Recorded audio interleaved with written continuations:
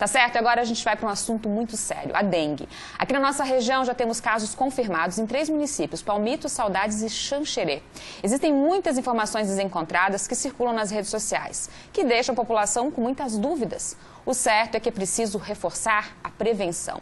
Para conversar com a gente sobre o assunto, nós recebemos a médica infectologista, doutora Carolina Pons. Doutora, muito obrigada por ter vindo. Prazer. Fique mais uma vez à vontade aqui na nossa casa. Obrigada. Queria começar te perguntando sobre as fake news, né? Como atrapalham, né? É importante a gente falar de dengue, mas tem informações que atrapalham, né? Boa tarde. Boa tarde, Fábio. Boa tarde, pessoal, nossos telespectadores. As fake news, elas atrapalham em todos os sentidos, porque elas tiram a atenção das pessoas do que realmente é importante, do que a gente deve focar como medidas fundamentais para a gente controlar os focos do mosquito Aedes aegypti e poder cuidar da saúde coletiva, né? Então, sempre que a gente recebe uma informação por algum aplicativo, por uma rede social, a gente sempre tem aquela tendência de acreditar, porque a pessoa que me mandou é confiável, porque a pessoa entende, né? A gente tem a tendência de acreditar e replicar isso, de mandar para frente. E às vezes pensando em fazer uma coisa boa, pensando em fazer uma ação que vá agregar, que vá ajudar, a gente acaba muitas vezes atrapalhando até as medidas que são fundamentais e a própria ação do poder público, da saúde pública, para poder fazer o controle dos focos e o diagnóstico correto, né? Os sinais e sintomas corretos e a orientação da população em relação à procura de atendimento médico. Doutora, por que demora para confirmar, né? Falam-se de casos, aí a vigilância não confirma.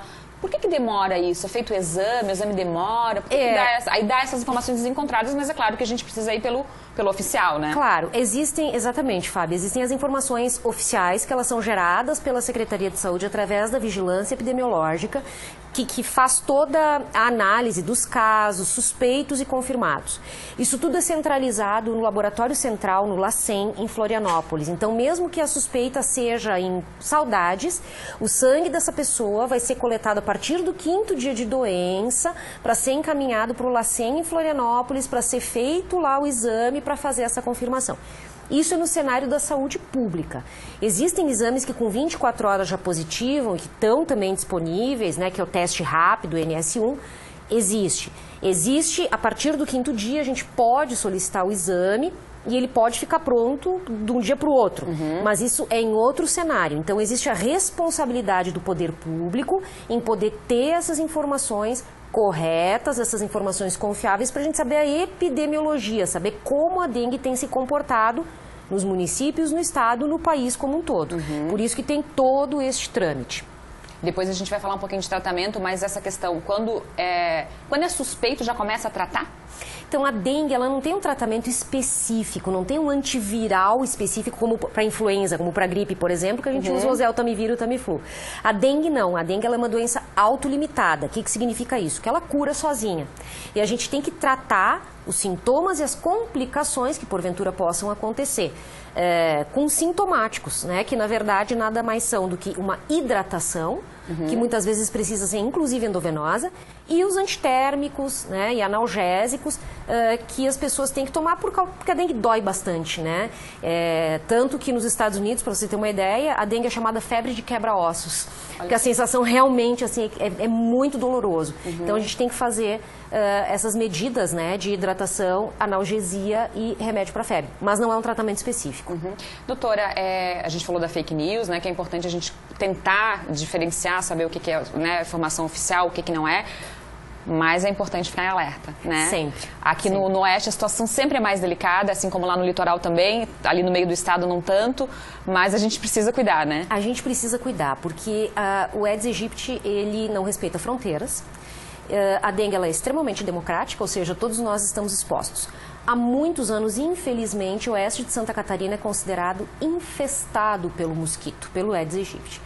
Bom, nós temos o mosquito que é o vetor, nós temos uma grande circulação de pessoas aqui no oeste, né? A gente é um corredor de escoamento de produção, da agroindústria, e as pessoas circulam muito. Ou seja, eu vou ter pessoas com vírus que estão circulando aqui, pessoas que vêm de outros estados, o mosquito está aqui, vai picar essa pessoa e vai começar esse ciclo todo aqui no oeste.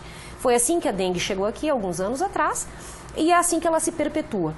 E onde eu tenho mosquito, eu tenho chance de ter dengue, eu tenho chance de ter zika, chikungunya e também a febre amarela, né? Então, ao prevenir, a gente cuidando da proliferação dos focos do Aedes aegypti, a gente vai estar protegendo a população de uma série de doenças transmitidas por mosquito.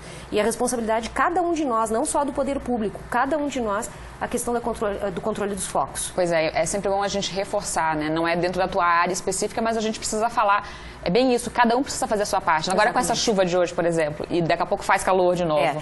Nossa, é o paraíso, né? Para mosquitama, que nem eu falo, porque é um clima úmido, onde vai acumular água.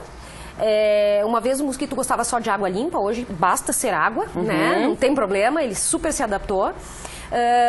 E o clima está quente, né? A gente tem visto uma mudança na territorialidade das doenças por causa das mudanças climáticas, né?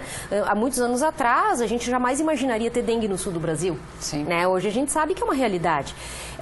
Só que cada um tem que fazer a sua parte. Se eu não cuidar da minha casa, da minha sacada, do meu quintal, da minha caixa d'água, dos meus vasinhos, de pneu, tampinha de garrafa, o mosquito vai proliferar. E não adianta eu cuidar da minha casa e tu, minha vizinha, não cuidar da tua. Sim, né? o mosquito não quer saber quem cuidou ou não. Não quer saber, ele quer aguinha parada, é o que ele gosta. Tem gente participando aqui com a gente, olha só, a doutora Carolina, uma ótima profissional, muito atenciosa, gosto muito dela. Jussiele, tá mandando um recadinho aqui pra doutora. Tem um outro telespectador aqui que não se identificou e quer saber como diferenciar o mosquito da dengue do outro mosquito. Então, o mosquito da dengue, na Ásia, ele é chamado de mosquito tigre. Por quê? Ele é um mosquito que ele tem as patinhas rajadinhas de branco. Ele tem como se fosse um tigre, que ele é rajadinho, né? As patinhas dele são rajadinhas de branco. Então, ele é branco e preto, zebradinho nas patas, né? Ele é um mosquito que ele tem hábitos predominantemente diurnos, ao contrário do mosquito que incomoda o nosso sono, né? O pernilongo. Ele tem um hábito diurno. Ele voa devagar, né? Eu digo que ele é um mosquito meio bobalhão, ele é fácil da gente matar, né? E a gente identifica ele característica pela patinha branca e preta. Já tem uma outra telespectadora aqui. Oi, boa tarde. Como eu sei se fui picada pelo mosquito da dengue, quais os primeiros sintomas? Como devo agir se por uma causa picar um bebê? Como vou saber se é dengue? Como vou saber se é dengue? Obrigada. Mosquito ou não. Infelizmente, a gente não tem como saber se foi picado pelo mosquito ou não, exceto quando a gente flagra o mosquito em ação, né? Muitas vezes a gente consegue, aí a gente pode ver se foi da dengue ou não, mas o fato de ter sido picado por um Aedes não significa que você vai pegar dengue. Sim. Ele pode não ter o vírus, né? Mas o que a gente precisa ficar atento são aos sintomas, né? A dengue, ela tem um período de incubação médio de 1 semana, tá? E ela se manifesta com febre alta, de início súbito, muita dor no corpo, mialgia, dor nos músculos, caracteristicamente dor de cabeça, e essa dor de cabeça, ela muito frequente, ela é retroorbitária, retroocular, por trás dos olhos. Nem toda dengue causa sangramentos, né? Mas pode acontecer sangramento nas gengivas, no nariz, sem que isso seja o que se chamava antigamente de dengue hemorrágica. Esse nome já caiu por terra. Hoje a gente chama dengue ou dengue grave, né? E a gente, quando tiver esses sintomas, então de febre alta de início súbito, dores pelo corpo e dor de cabeça, sabendo que é uma época em que o vírus está circulando por aí, que é verão, com umidade, a gente tem que procurar atendimento médico nas unidades básicas, nas UPAs ou nos seus médicos, onde você tiver acesso, para a gente poder definir, bom, isso pode realmente ser dengue ou não, para a gente poder orientar a pessoa o que fazer para não ter complicações. É verdade com esses sintomas que você falou, doutora, que é bem possível confundir com uma gripe forte? Claro que é, porque a gripe, a influenza, não o resfriado, né? Também causa dor de cabeça, febre, dor no corpo, mal-estar, mas geralmente a influenza tem sintomas respiratórios junto, né? Coriza, tosse, obstrução nasal. E a dengue não tem sintoma respiratório. Tá certo. Então é uma dica, né, pra doutora, eu sei que você tem muitos compromissos, vou te pedir ficar mais um pouquinho com a gente, sim. No outro bloco Vai ser ainda, um estão prazer. chegando várias perguntas, então até já. O Ver Mais faz uma pausa bem rapidinha e já volta, vai participando com a gente, 98405-2073 é o nosso WhatsApp. Até